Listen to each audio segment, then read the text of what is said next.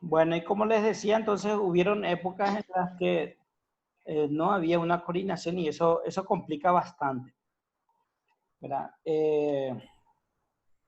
La Constitución Nacional, recuerden que los tres grandes objetivos de la política macro, los tres grandes objetivos son aumentar la producción, ¿verdad? O sea, preocuparse por el incremento, por el aumento de la producción, por mantener un pleno empleo, o sea, por estar siempre elevando el empleo, aumentando el empleo. Y en tercer lugar, evitando que ocurran procesos inflacionarios incontrolables. Entonces, esos son los tres objetivos de la política. En algunos países, el Banco Central se encarga de esos tres objetivos. Por ejemplo, con lo que les decía, la Reserva Federal en los Estados Unidos, ¿verdad? Se encargan de los tres objetivos y van controlando la tasa de interés de conformidad, digamos, a cómo se están comportando estas tres variables: la producción, el empleo y la inflación. Si la inflación es baja y hay mucho desempleo, ¿verdad? Entonces lo que hacen es baja la tasa de interés, ¿verdad? Si la inflación eventualmente empieza a subir y se dan cuenta de que hay mucho, digamos que la tasa de desempleo ya no es más tan profunda, vamos a decir, entonces elevan un poco la tasa de interés. Y al elevar la tasa de interés cae la inversión y cae también incluso el consumo, porque el consumo depende también de la tasa de interés. Entonces, cuando ocurre eso, básicamente lo que hacen es contraen la producción, ¿verdad? O traen la producción a niveles que le llaman de trayectoria a largo plazo, ¿verdad? Que son un poco, ¿ustedes se acuerdan de esos grafiquitos donde teníamos la línea roja y la línea azul o celeste, digamos, serpenteando en torno a la línea roja? Entonces, cuando la línea azul está por encima de la línea roja, la tasa de crecimiento de la producción está llegando a su límite y contratar más trabajadores sería a costa de aumentar los salarios o pagarle horas extra, bonificaciones adicionales, porque el crecimiento económico está en auge, muy en auge. Y ahí es probable que surja lo que se llama el fenómeno de la inflación, que es el aumento de los precios. Bueno, en la época de Keynes esto era irrelevante y vamos a ver después con cosas muy sencillitas. Pero antes que nada, vamos a entrar en un concepto bastante abstracto que no es fácil explicarle a la gente. Pero estaba buscando la manera de cómo entrar ya en ese concepto de la evolución que ha tenido la política fiscal y la política monetaria en su historia. ¿Cuál es el rol que se le asignó a cada uno de ellos? ¿Sí?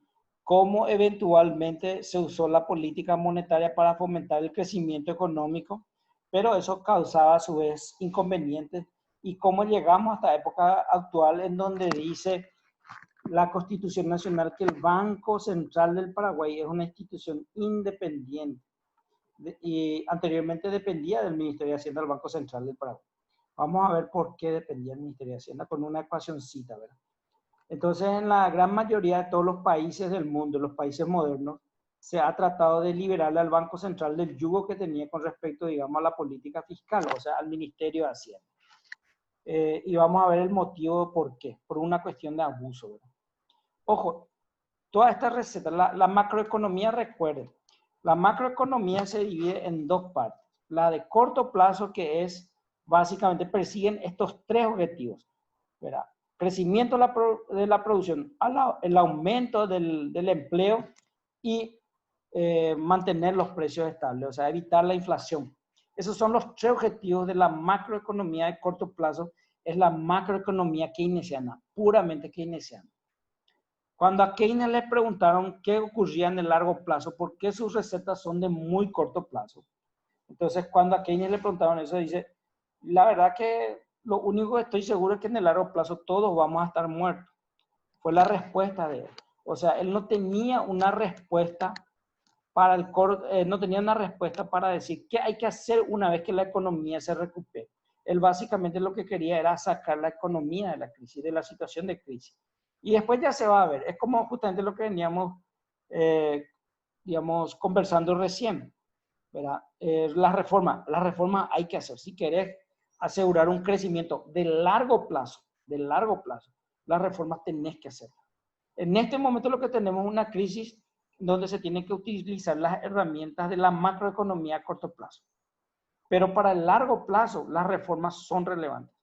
Y los discípulos de Keynes completaron su trabajo encontrando recetas relacionadas para cómo lograr que en el largo plazo, ¿verdad?, la economía mejore todos los niveles de vida de manera sostenida, ¿sí? O sea, ese quiere decir, no, es que tipo en las crisis nomás actuamos y después sálvese quien pueda, ¿no?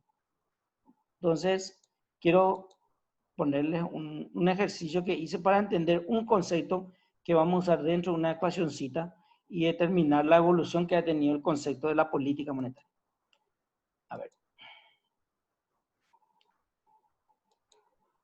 Quiero analizar contigo con ustedes algo que se llama demanda de dinero. La demanda de dinero es, y al mismo tiempo vamos a desarrollar un concepto que se llama velocidad de circulación. Demanda de dinero y velocidad de circulación. Después le voy a indicar por qué. ¿Verdad? Vamos a suponer, la demanda de dinero es la cantidad de dinero que ustedes demandan en un determinado periodo para realizar transacciones. Por ejemplo, vamos a suponer una persona que cobra 7 millones y que su día de cobro es el 1 de cada mes. El primer día, ¿verdad?, la persona, 50% de todo eso que cobró tiene que usar para pagar cuentas, ¿verdad? Entonces, ¿qué paga la niñera? ¿Qué paga los servicios públicos? ¿Paga no sé qué? Entonces, suponemos que para el 2 ya pagó todo eso. Y después necesita cubrir sus gastos diarios, ¿verdad? Entonces va, digamos, usando 100,000, ¿verdad?, para comprar la verdura, la carne, todo ese tipo de cosas, el recreo de los hijos, y un montón de cosas. Y los fines de semana, al menos el primer fin de semana, el sábado, ¿verdad?, voy a hacer una asadera a la gran flauta, todavía tengo un poco de plata, ¿verdad? Y después el domingo también me voy a juntar una tallarinada con toda la familia y todo. Después el lunes vuelvo a la realidad, ¿verdad? Entonces ajusto nuevamente, ya me doy cuenta también de que tengo que ir empezando a ahorrar en el mes, todo ese tipo de cosas, y vamos así con este ejercicio. Entonces, llega nuevamente el fin de semana, sigo gastando de manera extraordinaria respecto a los días normales, pero ya menos que el fin de semana pasado, gasto 200,000 nomás. Después ya tengo que ajustar mi gasto operativo porque ya estoy llegando a la primera quincena, ¿verdad? Tengo que pagar mi tarjeta de crédito porque vence, ¿verdad? Y bueno, y así hasta que llego a esta primera quincena donde tengo que pagar mi tarjeta de crédito porque el mes pasado no me sobró nada y me endeudé. Entonces, nuevamente el lunes 70,000 para los gastos diarios, 150,000 los fines de semana. El fin de semana ya bajé de 200, acá era 300, acá 200, ya se está acercando el fin de mes, ¿verdad? Y entonces, nuevamente tengo que ajustar también mis gastos fin de semana. Y la cuestión es que voy así en este ciclo, el último fin de semana, ya cerca del fin de mes, me queda apenas 100,000 para comprar asadito. Al principio era Corona, ¿cómo se llama? Corona, esa Corona la mexicana, ¿verdad? La Coronita, después ya es Pilsen y nomás lo ya, ¿verdad? Ya no es asado premium, sino voy directo a la carnicería nomás. Y básicamente tengo incluso un problema de deuda que es que no cubrí todo, ¿verdad? Y este es para mi tarjeta de crédito para el siguiente mes. En síntesis, la demanda de dinero mía mensualmente se comporta de esta manera, ¿verdad?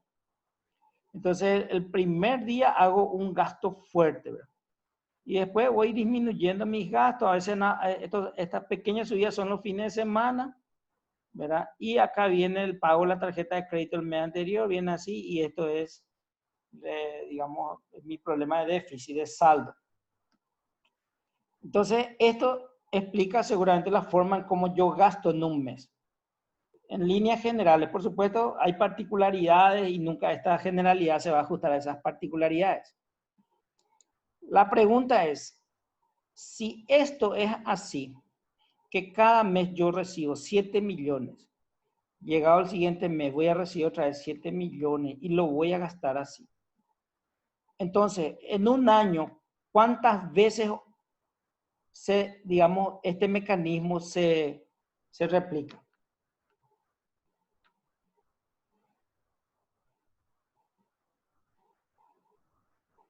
O sea, ¿cuántas veces en un año voy a pagar un monto grande? Voy a recibir 7 millones, voy a pagar un monto grande el día 2. En la primera quincena pago otra un monto grande y el resto tiene esta característica. ¿Cuántas veces va a ocurrir esto en un año? ¿Cuántas veces va a ocurrir esto? ¿Cuántas veces va a ocurrir esto en un año?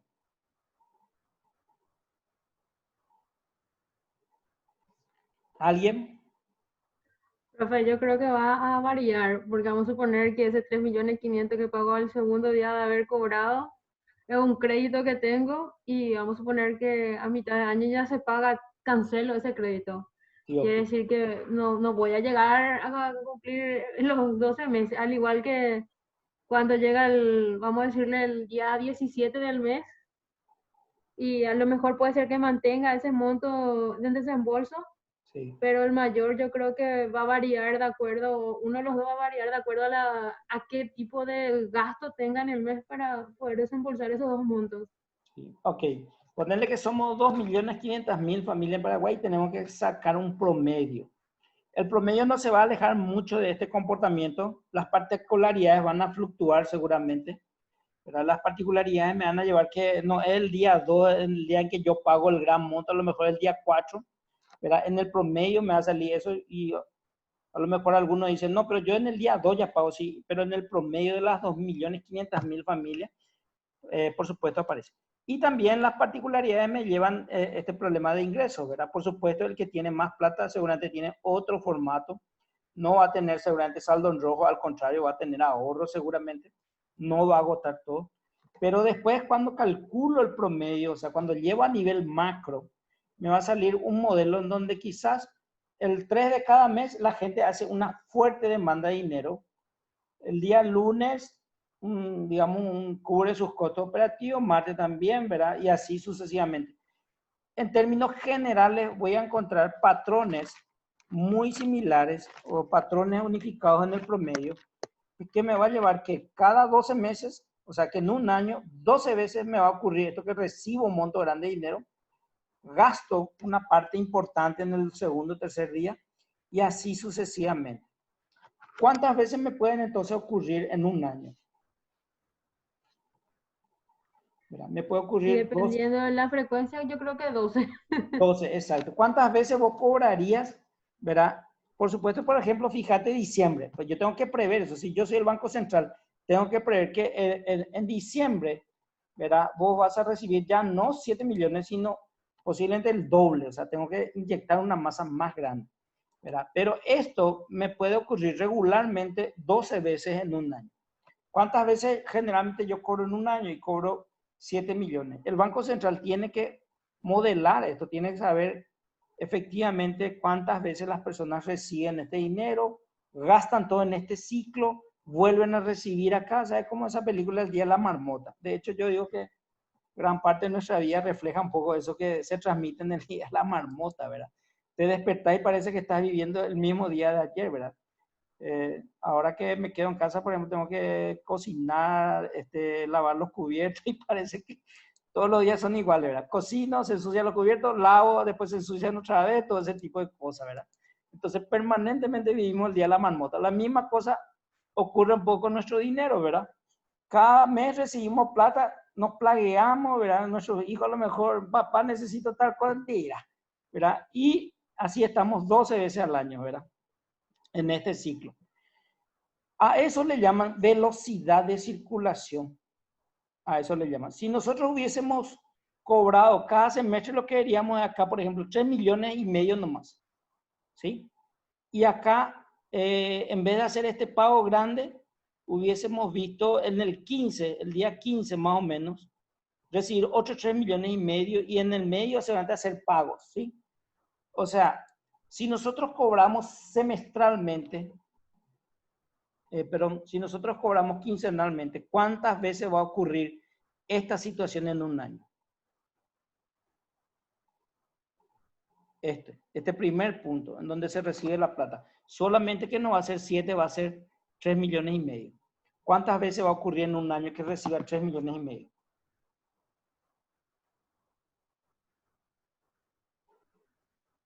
No sería el doble 24 meses, 24 veces. Totalmente, perfecto. Y a eso es lo que se le llama la velocidad de circulación del dinero. O sea, el dinero juega también este rol del día de la marmota. Entra a tu bolsillo el primer día, ¿verdad? Después el segundo día ya sale el 50%, llega a fin de mes, pues, se te agotó y recibí otra vez, ¿verdad? Entonces, digamos, a esa manera en cómo opera la forma en que la gente necesita el dinero y hace sus gastos, se le llama o define lo que es la velocidad en la que tiene que circular el dinero. Eso significa que el Banco Central tiene que asegurarse que en estos días, ¿verdad?, haya mayor cantidad de circulación de dinero, ¿verdad? Y tiene que definir bien cómo funciona en la práctica a nivel de la economía en su conjunto este patrón. ¿Por qué les digo esto? Porque ahora vamos a irnos al pizarrón y vamos a analizar cómo el Banco Central evalúa su política monetaria. Voy a cerrar esto.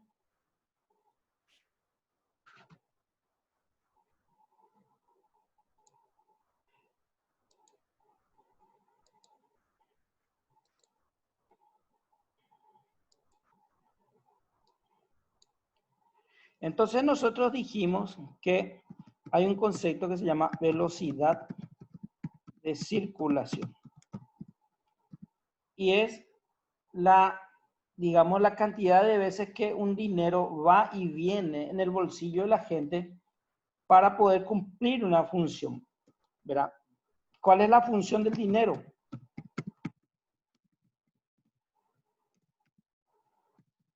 Mantener un saldo en el bolsillo de la gente para que las personas puedan hacer transacciones, ¿sí?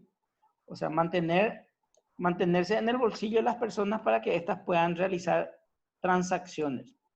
El pago de la cuota del colegio, el pago de la tarjeta de crédito, la gente necesita dinero, ¿verdad? No porque le guste la cara del Mariscal López ni nada por el estilo, sino necesita el dinero porque quiere realizar transacciones, ¿verdad? Entonces, y esa es la función del dinero.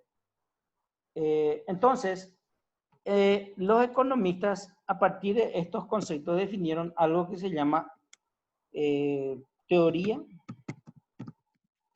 cuantitativa. La teoría cuantitativa del valor del dinero, ¿verdad? Básicamente lo que dice la teoría cuantitativa es, le voy a poner una fórmula, MB es igual,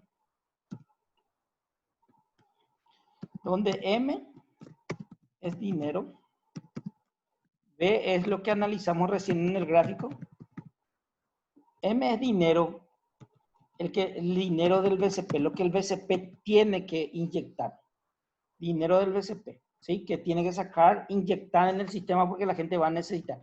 Ya sabe que los primeros días de cada mes la gente necesita mucho dinero, por lo tanto, él sabe que tiene que estar ese dinero en circulación. Entonces, MB es igual a P por Q. P son los precios y Q es la producción. MB, la cantidad de dinero multiplicado por las veces que circula el dinero, es lo que le llaman la demanda de dinero. ¿Sí? Digamos, la totalidad del dinero que circula o que debe circular en un año.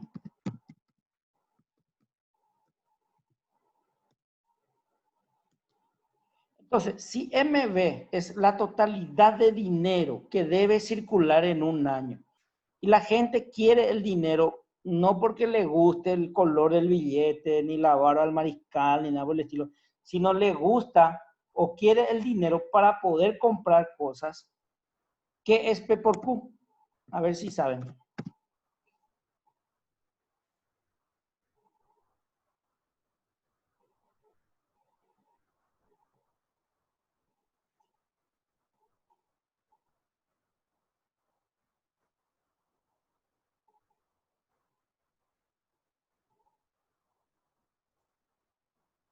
No sería precio por cantidad. Sí, exacto. Precio, acá te dice precio y cantidad. Y precio por cantidad, a nivel micro, ¿cómo se le llama precio por cantidad? ¿Cómo le llaman las empresas?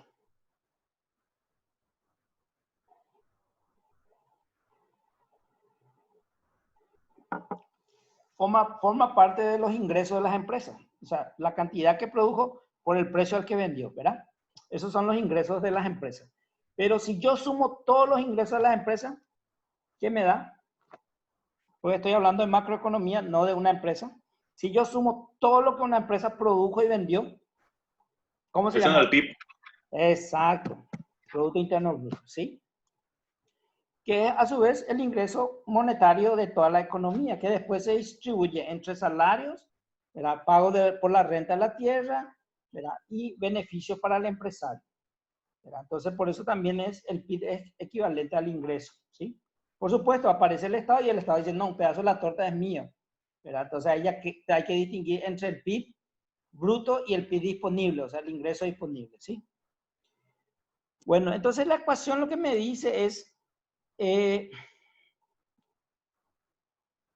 MB es igual al PIB, ¿sí?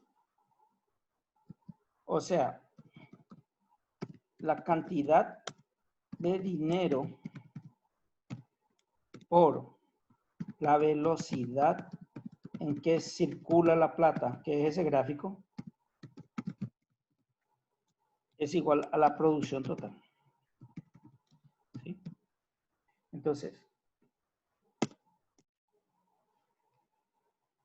yo incluso ya sé cuánto es la velocidad de circulación, ¿verdad? En una economía normal, ¿verdad? Recién vimos y les hice la pregunta y me respondieron exactamente, ¿verdad? ¿Cuántas veces se repite ese patrón en un año?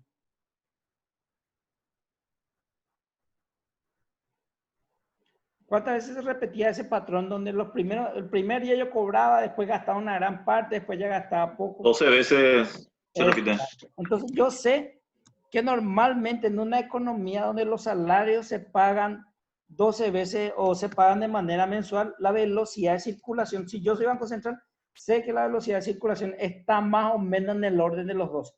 Hay gente que cobra semanal, gente que cobra, pero lo normal es fin de mes, ¿verdad? Cada mes. Y si es así, entonces ese dinero circula 12 veces. Esa es la cantidad de dinero. M es la cantidad de dinero que el Banco Central tiene que sacar y poner en circulación, ¿verdad? Entonces, digamos que M es lo que voy a determinar enseguida, ¿verdad? Y vamos a suponer que yo incluso sé que Q es 1200 productos, 1250 productos. Y que P, que cada producto, que hay un solo producto en esta economía, simplifiquemos todo, que hay un solo producto, ¿verdad? Y que ese producto vale dos unidades monetarias. Entonces acá ya tengo M o 12 por M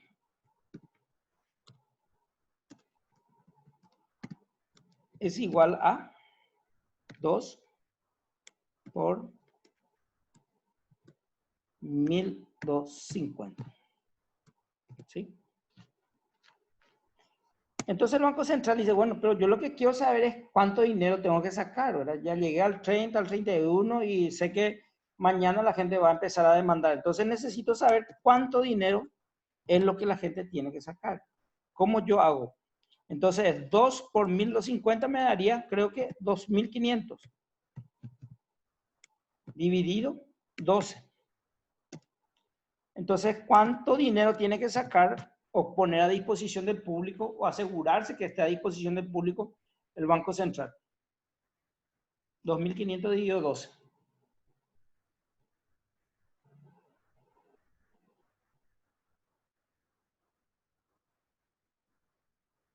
¿Cuánto les da?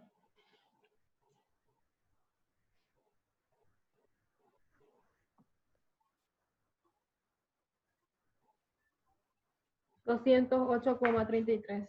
Ok, entonces esa es la cantidad de dinero que el Banco Central debe asegurarse que se ponga en circulación. Alguien necesita que le explique acá, porque a partir de acá ya, ahora que desarrollamos estos conceptos, vamos a hacer unos ejercicios interesantes para ver cómo operaba antes el Banco Central, cómo opera ahora y por qué se cambió este sistema para hacer los cálculos por otro sistema en donde se mete la tasa de interés como elemento importante para la reactivación. ¿Alguien tiene una pregunta o continuamos? Sáquenle print de pantalla a esto. ¿Continuamos o hay preguntas?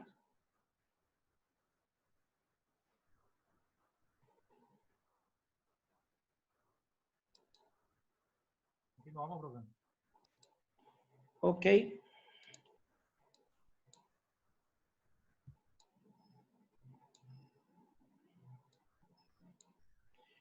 Bueno, entonces habíamos dicho que a esto se le llama velocidad de circulación del dinero por la cantidad de dinero y esto es el nivel de precios. En los informes ustedes van a ver que esta P se le llama el nivel de precios. Nosotros acá no nos complicamos mucho porque decimos que hay un solo producto y que ese producto se llama Q, ¿verdad? Entonces habíamos dicho, los economistas en algún momento, ya en el pasado, hace tiempo, ¿verdad? Cuando desarrollaron esta ecuación, encontraron o pensaron que había un poco de magia acá, ¿verdad? Así como el multiplicador keynesiano tiene un poco, entonces la gente creyeron que acá había un poco de magia, ¿verdad? Y de hecho lo hay, ¿verdad? ¿Qué lado le interesa a un político? ¿El lado derecho o el lado izquierdo?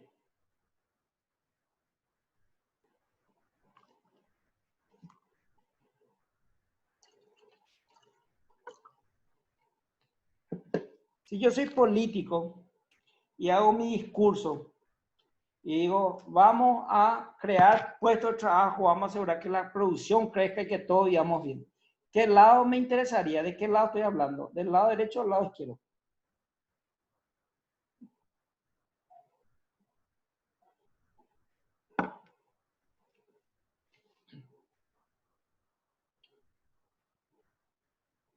Izquierdo, profe.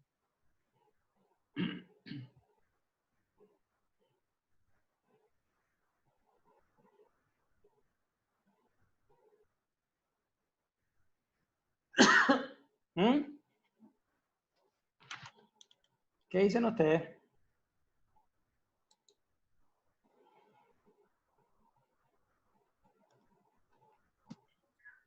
Bueno, me interesaría esto, me interesaría que la producción crezca. Esto es papel. Esto es un papel y esto es un patrón cultural, vamos a decir. Entonces, M es papel, ¿verdad? En teoría no sirve para nada, pero vamos a mostrar que le pillaron los muchachos la vuelta a esto, ¿verdad? Acá tenemos, en la vida real tenemos algunas posibilidades con las que podemos encontrar. Vamos al año 1929 y ocurre la Gran Depresión. Y aparecen los economistas diciendo que tenemos que reactivar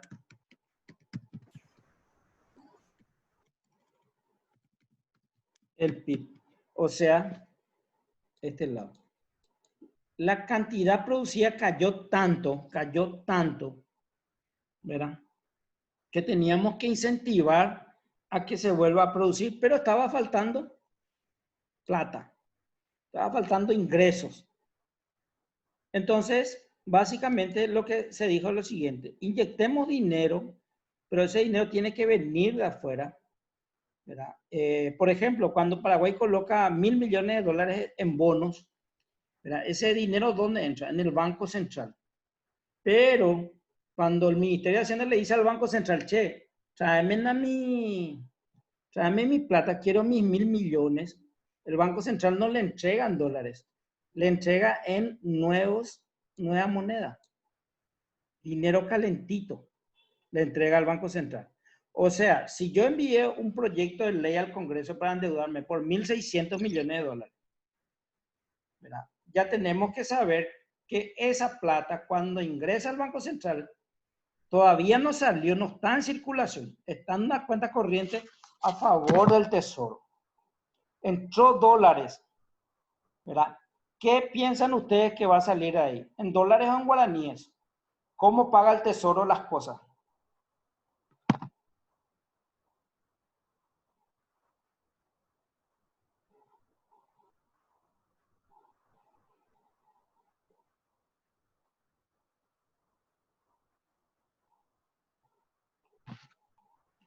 ¿Cómo piensan ustedes que paga el tesoro? Paga en guaraníes y eso es lo que se llama monetización. Pero el Banco Central le genera una segunda preocupación eso. ¿Será que toda esa cantidad de dinero no me puede estar generando un problema de inflación? Entonces, a ver, vamos a ver. Dijimos lo siguiente. MB es igual a P por Q. Yo puedo tener un escenario.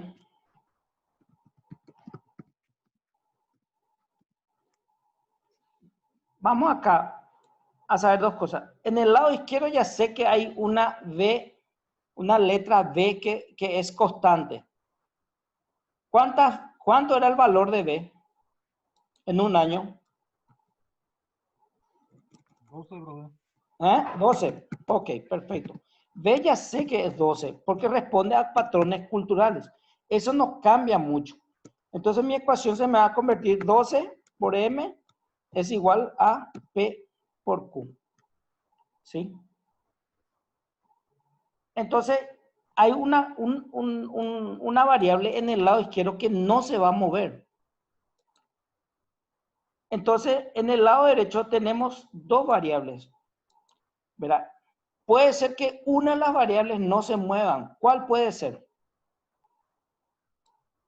Por ejemplo, vamos a suponer que los precios no cambian. ¿Cuánto era nuestro nivel de precio en el ejercicio anterior? 2. 2 por Q. ¿Sí? Entonces, miren lo que me está diciendo esta ecuación. ¿Verdad? Hay dos constantes. Uno está en el lado izquierdo y el otro está en el lado derecho. ¿Verdad? ¿Qué me está diciendo? ¿De qué depende al final entonces M?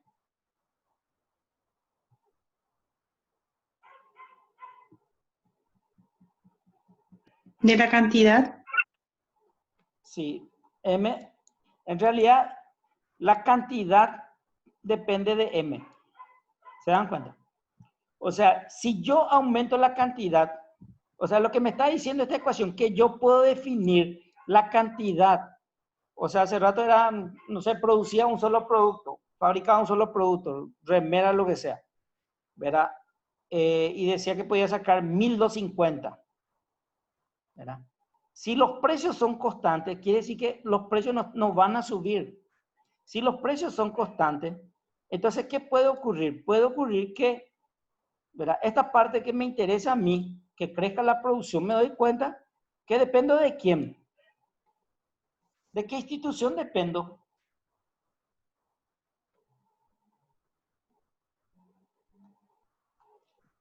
Acá está la magia, acá está el hecho, acá está la cuestión de que yo puedo aumentar Q, ¿verdad? Sencillamente con expandir M. No sé por qué esta cosa siempre me sale ahí. ¿Están entendiendo eso? Vamos a una sencilla ecuación. Habíamos dicho 12 por M, ¿cuánto nos salía hace rato? 200 y algo me dijeron, ¿verdad? 208,33. 208,33. Es igual a 2 por 1.250. ¿Sí? Pero supongamos que 12 no puedo modificar, esa es una constante. Pero sí puedo modificar. ¿La otra constante cuál era? La otra que era constante, que no va a cambiar, que sé que no va a cambiar, ¿cuál era? Precios. Supongamos entonces que la velocidad es constante y que los precios son constantes, o sea, no cambian. Entonces, esto ya puedo asumir que es así. Si la velocidad es constante y los precios son constantes, entonces, ¿verdad? Yo puedo aumentar la cantidad de dinero, por ejemplo, no sé, digamos 250. Y para que esta ecuación se me iguale, ¿cuánto tiene que ser el valor del Producto Interno Bruto?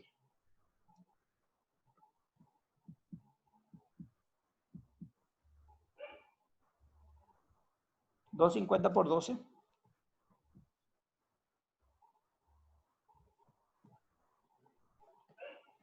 3.000. 3000. Pero tiene que ser dividido 2, ¿verdad? Porque este tiene que pasar al otro lado dividiendo.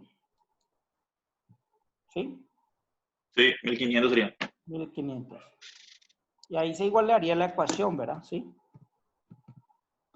Ahí diría que todo el dinero que está en circulación multiplicado por la cantidad de veces que va a circular es 3.500, o sea, 12 por 250 les tiene que salir.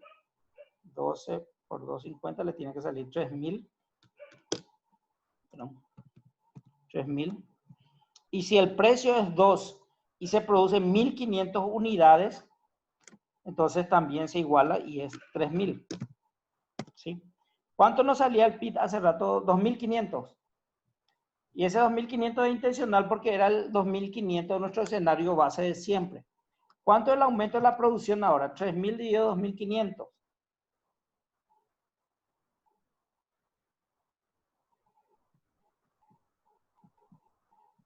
20%.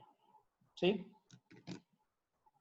¿Dónde está la magia? Y la magia está que aparentemente, ¿verdad? Con M puedo jugar y aumentar Q.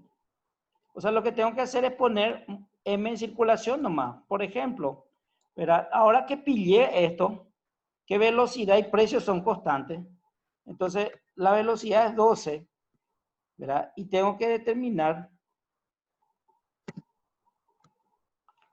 Vamos a suponer que quiero un 50% de aumento en la producción, ¿verdad? Entonces serían 4.500, ¿sí? 50%, que serían 3.000 más el 50%, más el 50% que serían 1.500, ¿verdad? Serían 4.500. Si ustedes hacen 4.500 dividido 3.000,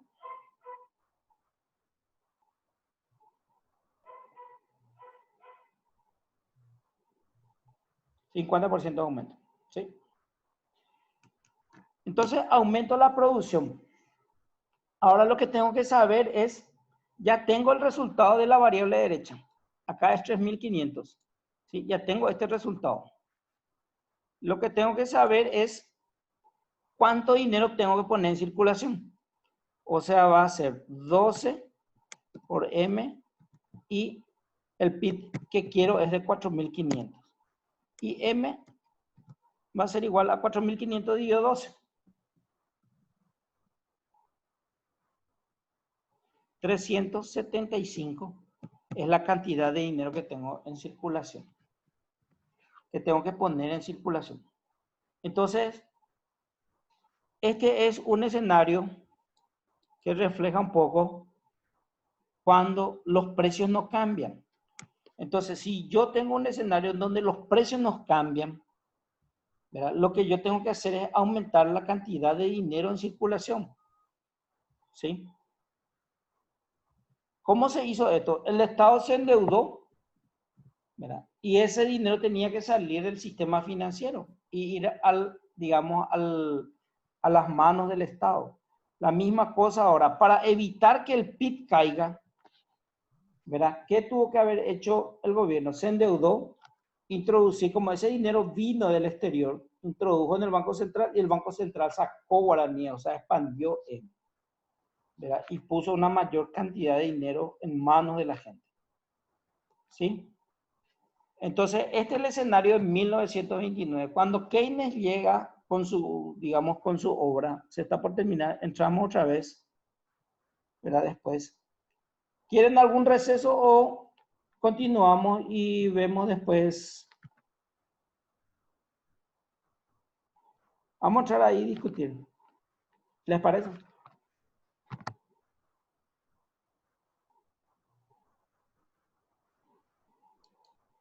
Ok, profe.